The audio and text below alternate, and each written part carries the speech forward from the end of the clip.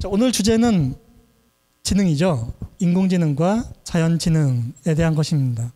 자, 그렇다면 먼저 지능이란 무엇인가에 대해서 간단하게 모두 다 어떤 그 개념을 좀 공유하는 그런 시간을 갖는 것이 필요할 것이라 생각합니다. 지능, 무엇일까요? 지능은 지적인 능력의 약자죠. 따라서 우리가 지적인 능력은 바로 인지기능, 즉 우리가 생각하는 것을 다루는 것, 그것이 바로 지능이라고 볼 수 있겠습니다.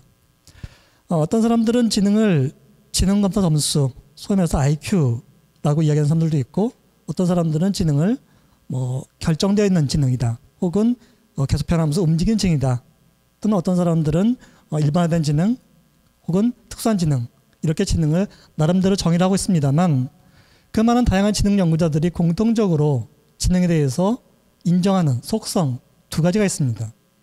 경험을 통해서 학습한 능력, 그리고 이런 학습한 능력을 학습한 지식들을 이용해서 변화하는 환경에 적응하는 능력, 이 두 가지가 바로 지능을 정의하는 가장 중요한 두 가지 속성이라고 이야기할 수 있겠습니다.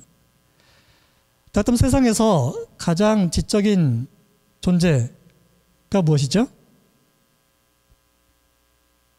지적인 존재? 그렇죠. 인간이죠. 자, 그 지적인 존재로서의 인간을 연구하기 위한 가장 포괄적이면서 단순하고 명쾌하게 정리한 그런 모형이 있습니다. 그것이 바로 인간 정보 처리 모형입니다. 즉, 우리는 어떻게 지식을 습득하고 지식을 저장하고 변형하고 활용하는지에 대해서 가장 개념적으로 좀 심플하면서도 명확하게 다루고 있기 때문에 한때 인지과학이라고 하는 분야에서, 그리고 인간의 마음, 뇌, 그리고 컴퓨터를 연구하는 분야에서 가장 많이 애용되었던 그런 모형이 되겠습니다. 간단히 모형을 설명하자면, 우리 인간의 눈, 귀, 코, 입, 피부, 즉 감각기관을 통해서 우리는 세상에 대한 정보를 입력받습니다. 그때 우리는 한순간에도 너무나 많은 정보들이 들어오기 때문에 그 모든 정보를 다 처리할 수는 없고, 적절한 주의를 기울여서 그 많은 정보들 중에서 내가 필요로 한 정보를 선택하죠. 바로 주의가 감각기관을 통해서 들어오는 정보들 중에서 일부 특정한 정보를 선택하는 것입니다. 선택된 정보는 처리를 해서 저것이 어떤 물체인지, 사람인지, 또는 사건인지 등등을 지각하죠. 그리고 그것을 장기 기억, 여러분들의 기억 속에 있는 지식과 비교하고 대조하는 과정을 통해서 내가 보고 있는, 내가 감각하는 정보의 의미를 해석해내고 적절한 반응을 선택합니다.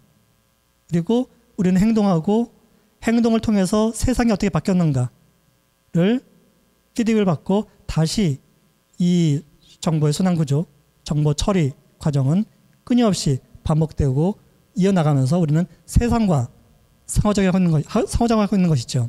이것이 바로 지적인 존재, 인간을 연구하기 위한, 인간의 뇌와 인간의 마음을 연구하기 위한 가장 기본적인 모형이라고 볼 수 있겠습니다. 물론 이 이후에도 수많은 모형들이 나타났죠. 연결주의 모형에서의 어떤 그 다양한 신경학 모형이라든가 등등이 있지만은, 제가 보기에 가장 세상과 상호작용하는 존재로서의 인간에 대해서 개념적으로 심플하고 명확하게 설명하고 있는 모형이라고 할 수 있겠습니다. 자, 인간에 대한 이해, 인간의 마음에 대한, 그리고 지적인 존재에 대한 이해는 비단 심리학뿐만 아니라 다른 여러 학문들에서 과학적으로 접근하고자 하고 있습니다. 특히 심리학, 그리고 컴퓨터 과학에서는 인공지능이라고 하는 분야가 특정되어 있죠. 그리고 신경과학, 요즘 이제 뇌과학이라고 통칭되는 신경과학 분야에서는 인간의 뇌에서의 신경세포들이 어떻게 정보를 처리하는지, 어떤 영역이 특정한 인지기능을 담당하는지 등등을 밝혀내고 있습니다. 자, 이러한 다양한 학문 분야에서의 공통적인 관심은 바로 마음이죠. 마음의 본질은 무엇인가? 뇌와 마음과 컴퓨터는 동일한 시스템이다 라고 하는 것들을 기본적인 가정하고 있습니다. 바로 정보 처리 시스템이고, 각각에서 어떤 정보를 어떤 방식으로 다루는가에 대해서 서로 각자의 분야에서 연구된 이론과 개념들을 서로 공유하면서 협력하는 것이 바로 인지과학이라고 하는 학문이라고 볼 수 있겠습니다. 자, 이런 인지과학, 요즘에는 인지과학이라고 붙이기보다는 앞에 뇌를 붙여서 뇌인지과학이라고 훨씬 더 검색이 많이 되고 있고 많은 사람들이 뇌인지과학이라는 명명을 하고 있습니다만, 여하튼 뇌와 이러한 인지 기능에 대해서 기존의 연구들을 통해서 밝혀진 가장 중요한 속성, 대표적인 속성 몇 가지만 설명드리도록 하겠습니다. 그 한 가지가 바로 단원성이죠. 즉 우리의 뇌는 특정한 부위에서는 특정한 정보를 처리하고 있는 것을 담당하고 있다. 이를테면 감각 모듈에서는 감각 정보를 처리하고 있고, 언어 모듈에서는 언어 정보를 처리하고 있고, 운동 모듈에서는 우리의 움직임 정보를 처리하고 있고, 기억 모듈에서는 기억 정보를 처리하고 변형하고 활용하고 있다라고 하는 것들이 바로 뇌인지 기능의 대표적인 속성 중에 한 가지, 바로 모듈러리티 혹은 단원성이라고 하는 것입니다. 두 번째는 이런 모듈들은 다 각각 동등한 지위를 차지하는 것이 아니라 서로 위계적으로, 즉 계층적으로 구분되어 있다라고 하는 것입니다. 감각 모듈, 즉 인간의 감각 기능을 담당하는 뇌의 영역은 또다시 하위 영역에서 시각, 청각, 촉각, 미각, 후각 모듈로 나눠져 있다고 하는 것이고, 또 시각 모듈은 색 정보를 처리하는 모듈, 형태 정보를 처리하는 모듈, 깊이 정보를 처리하는 모듈, 그리고 움직임 정보를 처리하는 모듈로 나눠져 있다라고 하는 것입니다. 즉 인간의 뇌는 특정한 영역에서 특정한 기능을 담당하고 있다라고 보고 있는 것이 바로 이런 모듈성과 그 위계적인 그 계층성이라고 하는 것이고요. 기존에는 이런 각각의 모듈, 그래서 인간의 인지 기능은 하나의 모듈을 개발하게 되면 그 모듈이 온전히 독립적인 개별적인 기능을 담당할 수 있을 것이다 라고 생각했습니다. 따라서 최초에 시각을 연구하는 연구자들은 카메라를 개발할 당시에 인공시각도 우리가 카메라를 만드는 것처럼 똑같이 우리 눈에 카메라를 달면은 인공시각을 하는 것들은 한 10년, 20년 내에 얼마든지 개발될 수 있다라고 장담을 했었죠. 하지만 아직까지 인공시각은 개발하지 못하고 있죠. 그 이유는 우리 두뇌는 각각의 모듈이 독립적으로 작동하고 있는 것이 아니라 서로 네트워크를 형성해서 정보를 주고받고 있다는 것입니다. 바로 뇌와 인지 기능의 세 번째 특징인 연결성이라고 하는 것이죠. 하나의 모듈이 독립적으로 작동해서 정보를 처리하는 것이 아니라 다른 모듈로 정보를 주고 또는 정보를 입력받고, 그러면서 상호작용하면서 우리는 지적인 능력을 발현하고 있고 개발하고 있다고 하는 것입니다. 자, 이것이 그 뇌인지 기능의 가장 대표적인 세 가지 특성이라고 말씀드릴 수 있겠는데요. 그렇다면 뇌의 역할은 무엇일까요? 도대체 왜 뇌가 우리의 머리 위에 얹어 있는 것일까요? 그것은 바로 세상과 상호작용하기 위해서, 즉 세상에 있는 정보를 입력받아서 내가 적절한 반응을 하기 위해서 뇌는 존재하는 것입니다. 즉 우리 두뇌의 역할은 세상과 상호작용함으로써 우리가 생존하고 번식해 나가기 위한 기본적인 기반을 마련하는 것이 뇌의 역할이라고 할 수 있겠죠. 자, 세상과 상호작용하기 위해서 가장 먼저 우리가 해야 되는 일은 세상에 있는 정보를 수집하는 것입니다. 특히 가장 많은 정보를 수집하는 것이 바로 인간의 시각 기능이죠. 자, 여기 제시된 그림에서 왼쪽에 있는 그림은 바로 여러분들이 어느 한 순간 어느 한 지점을 바라봤을 때 여러분의 눈앞에 펼쳐져 있는 시야를 나타내는 것입니다. 그런데 인간의 눈의 구조는 해부학적으로 한계가 있어서 여러분들이 시각 비주얼 앵글 약 1도 정도 되는 영역에 해당되는 부분만 뚜렷하게 물체의 상을 지각할 수 있고, 나머지 부분들은 이처럼 흐릿하게 어떤 무엇인가 있고 어떻게 움직이고 있다는 것은 지각할 수 있지만 그것이 무엇인지, 어떤 속도로 움직이는지에 대해서는 이해할 수 없습니다. 인식할 수 없습니다. 따라서 우리는 끊임없이 눈을 움직여서 세상에 있는 정보를 수집해야 되는 것이죠. 오른쪽에는 제가 실제 자동차를 움직이면서 세상에 있는 정보를 어떻게 수집하고 어떻게 반응하는지를 시선 추적기라고 하는 장비를 착용하고서 촬영한 영상입니다. 한번 간단히 보실까요?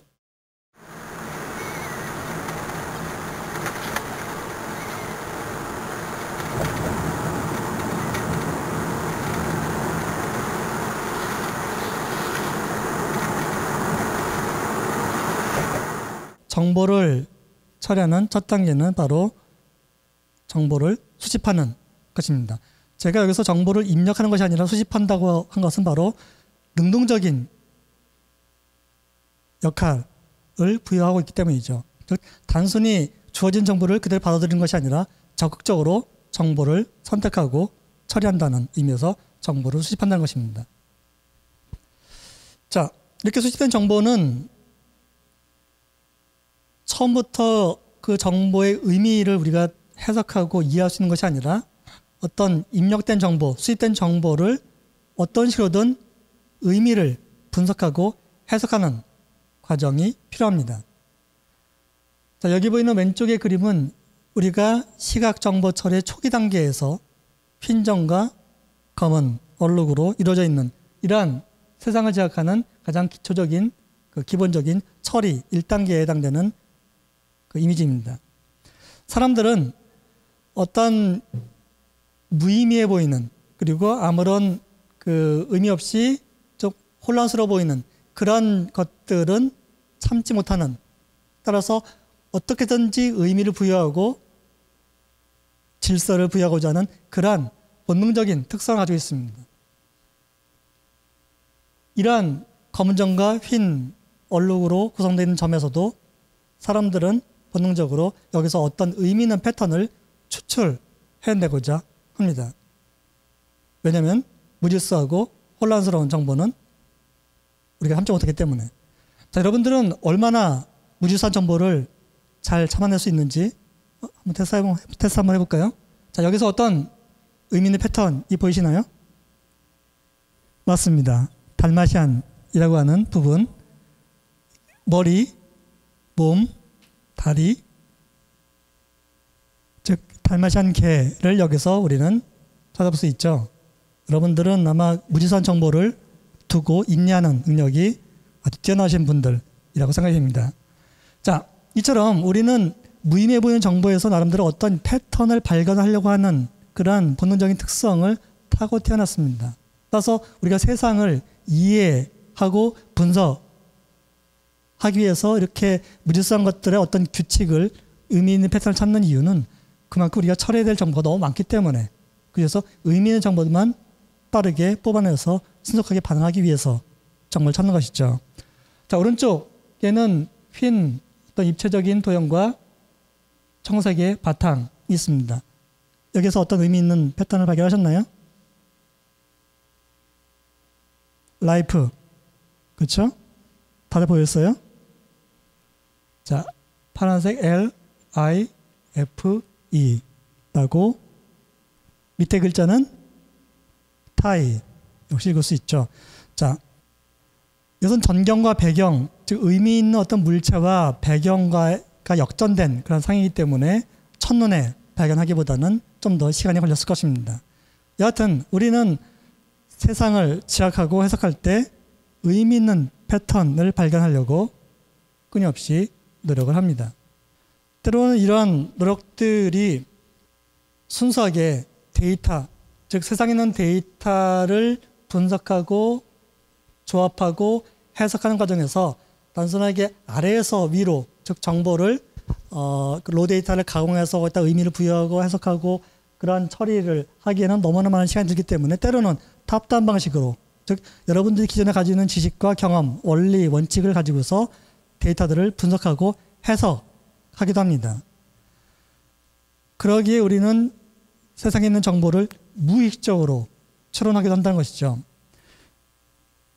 이런 무의식적인 추론을 통해서 때로는 우리가 특정한 조건에서는 정보를 왜곡하거나 착시를 일으키기도 합니다. 자, 예를 들어서 A의 영역에 있는 밝기와 B 영역에 있는 밝기 어떤 것이 더 밝아 보이세요? B, A, A가 더 밝아 보이시죠? 자, 그런데 한번 가려볼까요? 이번엔 어떻게 보십니까? A와 B가 동일한 밝기. 그렇죠? 그럼에도 불구하고 이 그림에서는 A가 B보다 훨씬 더 어두워 보이는 이유는 바로 우리가 가지고 있는 지식들, 즉 빛은 위에서 아래로 내리쬐다. 그런데 지금 A 영역에서도 동일하게 여러분들 빛이 반사돼서 여러분의 눈에 100이라고 하는 것이 입력됐다고 한다면 B도 동일하게 100이라고 하는 빛이 입력됩니다. 하지만 B는 분명히 그늘져 있음에도 불구하고 100이라는 빛이 입력되고 A는 빛이 환하게 비치는 부분인데도 불구하고 100이라고 하는 빛이 입력되기 때문에 따라서 B라고 하는 부분은 A라고 하는 부분보다 더 밝은 물체이구나 라고 하는 것들을 무의식적으로 추론하기 때문에 이러한 현상이 나타난다는 것이죠. 마찬가지로 오른쪽에 있는 그림에서 아래에 보이는 괴물과 위에 보이는 괴물 중에서 어떤 것이 더 커 보이시나요? 위에 있는 것이 훨씬 더 커 보이죠. 하지만 실제 크기를 재보면 동일한 크기입니다. 이렇게 지각하는 이유는 바로 깊이에 따라서 여러분들 시각에는 여러분 눈에는 동일한 시각으로 상이 맺히지만 보통 일반적으로 우리가 지각할 때 이렇게 수렴되는 부분은 더 멀리 있다. 따라서 더 멀리 있는 놈과 가까이 있는 놈이 우리의 눈에 같은 정도의 크기로 망막에 상을 맺힌다면 뒤에 있는 놈이 더 크기 때문에 그렇다라고 하는 것들을 무의식적으로 추론한다는 것이죠. 자, 이처럼 세상에 있는 정보를 우리가 단순하게 있는 그대로 받아들이는 것이 아니라 적극적으로 해석하고 추론하는 과정이 나타나고 이것들 때문에 이러한 착시가 발생되기도 합니다. 시각 정보뿐만 아니라 우리의 주의력도 한계가 있죠. 우리는 감각기관을 통해서 수많은 정보들이 끊임없이 입력되고 있기 때문에 그중에서 필요한 정보를 주의를 기울여서 선택해야 합니다. 또한 우리가 어떤 행동을 하기 위해서는 그 행동을 하기 위해서 역시 주의를 기울여야 되죠. 하지만 인간의 능력에서 주의 자원은 매우 제한되어 있습니다.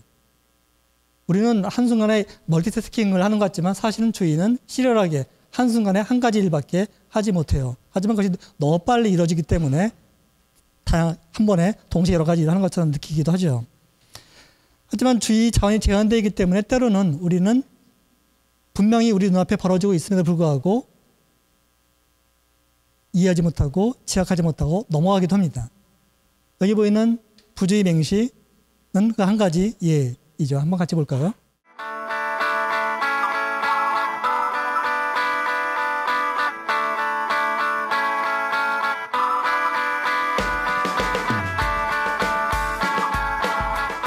Excuse me.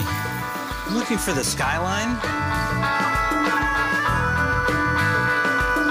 That's in the 20s. That's Careful. if you're heading this over here.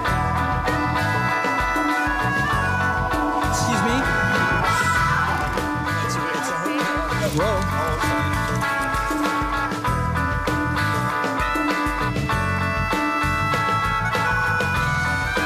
43rd.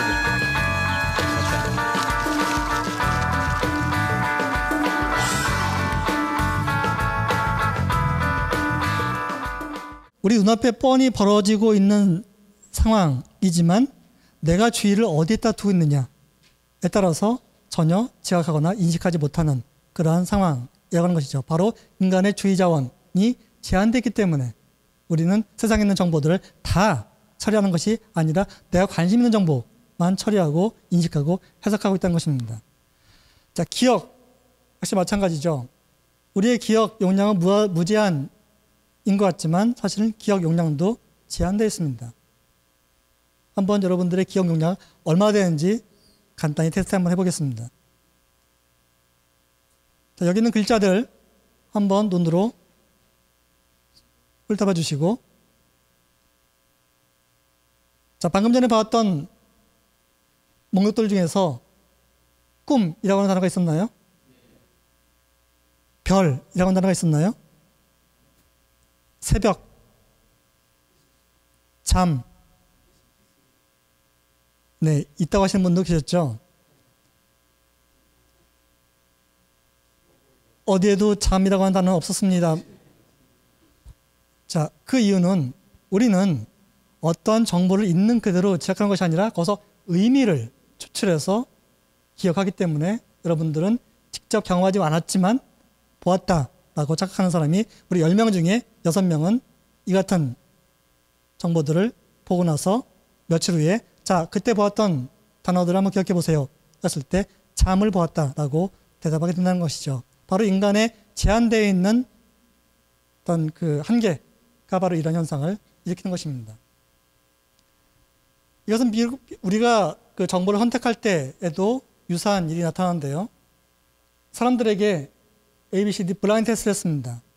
4개의 서로 다른 브랜드의 제품을 늘어놓고 자, 여기에서 당신이 만져보고 뭐 땡겨도 보고 다양하게 테스트 해본 다음에 가장 사고 싶은, 구매하고 싶은 것 하나만 선택해 주세요. 라고 했을 때 사람들은 각자 다양하게 시도해보고 선택했더니 A라고 하는 제품을 가장 많이 선택했습니다. 나머지 B, C, D 등등 있었죠. 자, 그랬을 때 사람들이 물어봤습니다. 왜 A라고 하는 제품을 선택했느냐 혹은 B를 선택했느냐 라고 했을 때 A라고 하는 스타킹이 가장 신축성이 좋아서 혹은 가장 매끄러워서 혹은 가장 부드러워서 라고 대답했어요. 하지만 유감스럽게도 ABCD 모두 같은 회사의 같은 제품이었습니다. 그럼에도 불구하고 사람들은 내가 선택한 행위에 대해서 정당성을 부여해주기 위해서 원인을 만들어내고 이야기를 만들어낸다는 것이죠. 이것이 바로 인간이 가지고 있는 다양한 오류, 착시, 바로 인간이 정보 처리 능력의 한계 때문에 이런 일이 발생된다는 것입니다. 그 세상과 상호작용할 때 세상에는 수많은 정보들이 있고 그 정보들을 있는 그대로 모든 정보들을 처리할 수 없습니다. 따라서 우리는 제한되어 있는 인간의 한계, 역량을 가장 효율적으로 사용하기 위해서 최소한의 인지 자원을 들여서 가장 최선의 선택을 하려고 하는 그런 전략을 수립했습니다. 그런 전략 때문에 앞서 보았던 그러한 오류나 착시, 실수들이 나타나는 것이죠. 우리는 정보를 있는 그대로 처리하는 것이 아니라 정보에서 어떤 지각 표상, 즉 정보들 중에서 핵심적인 정보만 추출해서 간추려서 다룹니다. 마찬가지로 정보들 중에서 어떤 의미를 뽑아내서 그 정보들만 다뤄내기도 하고 또는 어떤 절차적인 정보를 추출해서 그 정보를 다루고 있습니다. 자, 이처럼 인간의 한계를 극복하기 위해서 우리는 수많은 정보들 중에서 의미 있는 핵심들만 뽑아서 처리하는 것은 또 다른 의미에서 인간의 잠재된 역량을 발현하게 되는 기반이 되기도 합니다. 여러분 중에서 이 꽃 이름 아시는 분? 정확하십니다. 이 꽃을 애기똥풀이라고 부른 이유는 가지를 자르면은 다망색의 찐득한 액체가 진액이 흘러나오는데 이것이 마치 애기똥을 닮았다라고 해서 애기똥풀이라고 이름을 지었습니다. 우리는 유사한 자극에 대해서 연상하는 그런 능력을 가지고 있습니다. 이 꽃 이름은 무엇일까요? 며느리 바쁠꽃입니다. 자, 며느리 바쁠꽃의 유래는 가난한 집에서 시집온 며느리가 밥이 다 됐나를 알아보기 위해서 밥알을 몇 풀 집어먹었는데 그 시어머니가 지나가다가 그것을 보고서 어른들이 뜨지 않았는데 불구하고 밥을 먹었다 해서 내쫓았습니다. 엄동설 안에 내쫓긴 며느리는 얼어 죽었고 이듬해 봄에 그 자리에서 풀이 나고 꽃이 피었는데 이 같은 꽃이 즉 마치 며느리가 밥풀을 삐죽이 내미는 모양을 가지고 있다라는 의미에서 며느리 바쁠꽃이라고 이름을 지었습니다. 자, 우리는 이처럼 이야기를 만들어내는 능력이 있습니다. 자, 우리는 무의미한 정보, 불규칙해 보이는 정보를 있는 그대로 받아들이지 않고 뭔가 패턴을 찾아내려고 하는 능력이 있다. 그 말씀드렸죠. 그리고 이야기를 만들어내는 능력이 있다 말씀드렸습니다. 자, 여기에는 어떤 별자리죠. 무수히 많은 별자리가 있는, 무수히 많은 별들이 있는데 이 중에서 여러분들 의미 있는 패턴을 한번 찾아볼 수 있을까요? 양치기 목동들은 비슷한 밝기의 별들에서 쌍둥이 자리라고 하는 별자리를 만들어내면서 이야기들을 만들어내고 형성을 했죠. 자, 이처럼 우리는 의미 없는 무질서해 보이는 다양한 정보들 중에서 어떤 의미 있는 패턴을 표상해내고 거기에 이야기를 만들어내는 능력이 있습니다. 바로 제한되어 있는 인간의 역량을 보다 극복해내기 위해서 이러한 능력들을 발현해내게 된 것이죠. 자, 또 다른 누군가는 단순하게 이야기를 만들어내고 패턴을 발견한 것뿐만 아니라 밝게 빛나는 화성에 한 발을 내딛겠다라고 하는 꿈을 가지고 구체적인 계획을 수립해서 오른쪽에 보이는 화성을 탐사하기 위한 로켓을 만드는 그러한 실천력을 보여주겠습니다. 바로 인간의 잠재적 역량, 빅데이터와 AI 시대에 인간의 발현할 수 있는 가장 고유한 능력인 바로 창의성이 우리가 이 시대를 살아나기 위해서 꼭 필요한 인간만의 고유한 역량이다 라고 하는 말씀으로 제 강의를 마치도록 하겠습니다. 감사합니다.